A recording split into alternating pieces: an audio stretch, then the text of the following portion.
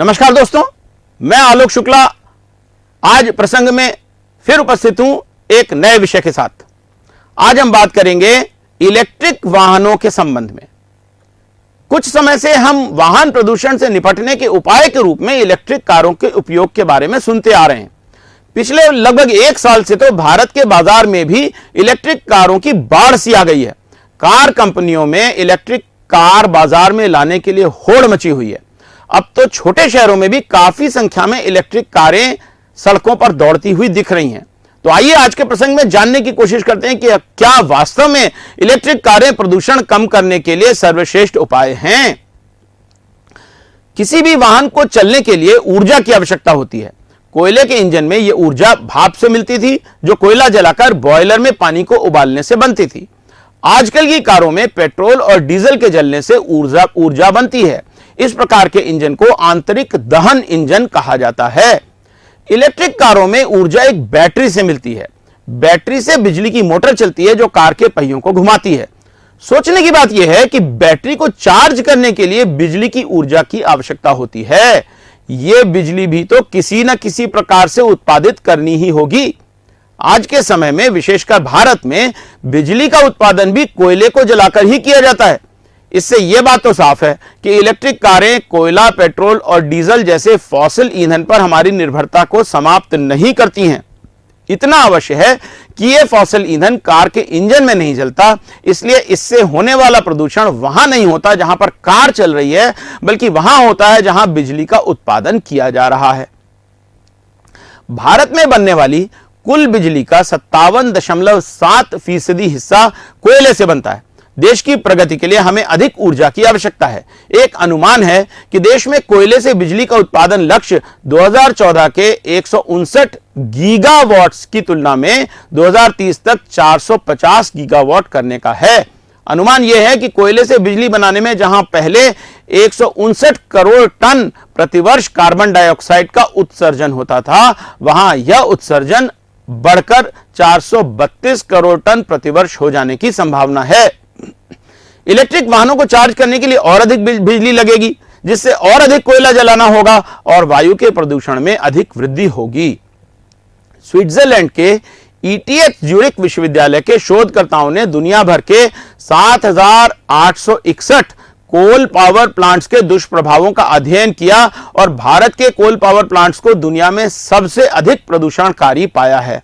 इसका मतलब यह हुआ कि इलेक्ट्रिक वाहनों की बैटरी को चार्ज करने के लिए आवश्यक बिजली के उत्पादन से वायु प्रदूषण की समस्या बढ़ती ही जाएगी।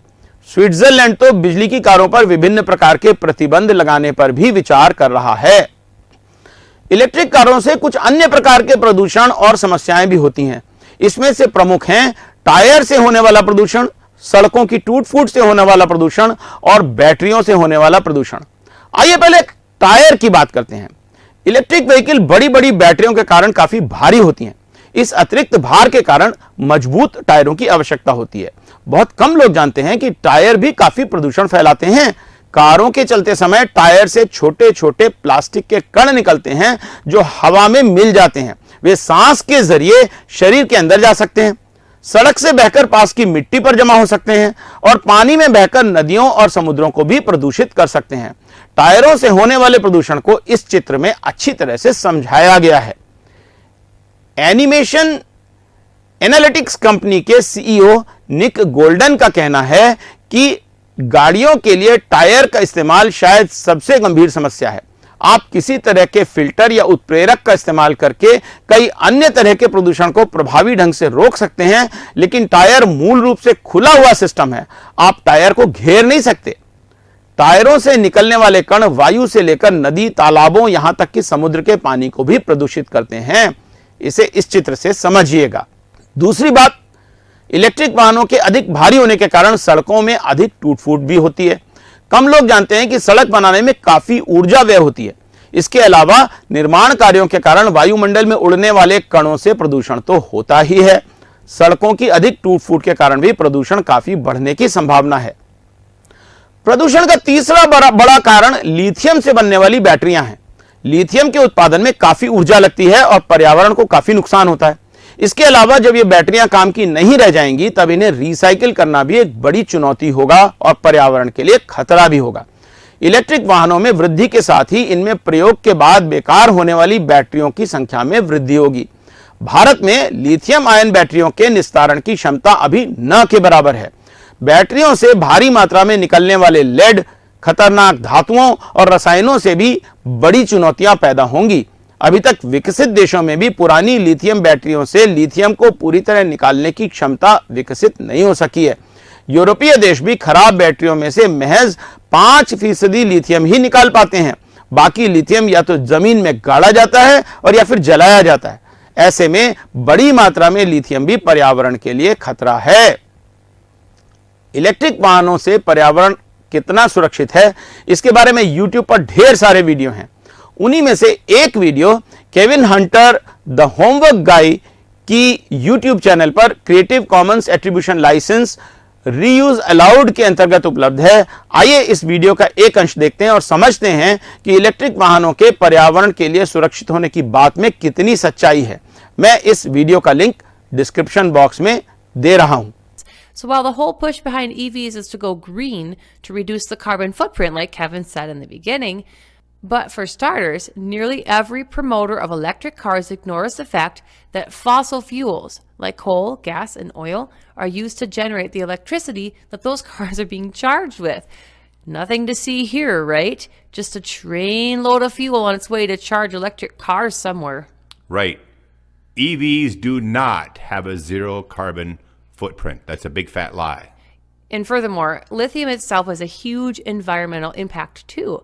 The race to find a steady source of lithium, a key active component in rechargeable electric car batteries, threatens environmental damage on an industrial scale all around the world. साफ ही है कि स्वच्छ ऊर्जा के नाम पर इलेक्ट्रिक वाहनों को बढ़ावा दिया जाना अधिक कारगर प्रतीत नहीं होता।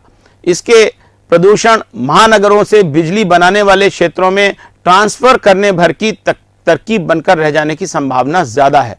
सच तो यह है कि तथाकथित आधुनिकता और प्रौद्योगिकी का विकास हमें अपने पर्यावरण से लगातार दूर कर रहा है। अगर हम सचमुच पर्यावरण की रक्षा चाहते हैं तो हमें लाइफ स्टाइल में बदलाव लाना होगा। हमें केवल पेट्रोल और डीजल से चलने वाली कारें बंद नहीं करना है, बल्कि सभी प्रकार की कारों की संख्या में कमी लाने की कोशिश करने की आवश्यकता है। क्या हम छोटी सी दूरी पैदल चलकर या बाइसिकल पर सवारी करके तय नहीं कर सकते? क्या घर की सब्जी लाने के लिए भी कार से जाना जरूरी है? क्या घर के हर सदस्य के लिए अलग अलग कार की आवश्यकता है? क्या हम बस जैसे पब्लिक ट्रांसपोर्ट का उपयोग नहीं कर सकते? आज आवश्यकता इस बात की है कि हम फॉसिल ईंधन की कार और इलेक्ट्रिक कार की डिबेट से आगे बढ़कर प्रकृति के नजदीक रहने और सभी प्रकार की कारों के उपयोग को कम करने पर विचार करें। तो जरूर बताइएगा आज के प्रसंग में ये सारी बातें सुनकर आपको कैसा लगा। अपना फीडबैक मुझे जरूर दीजिएगा। कल फिर मिलेंगे प्रसंग में एक नए विषय के साथ। नमस्कार।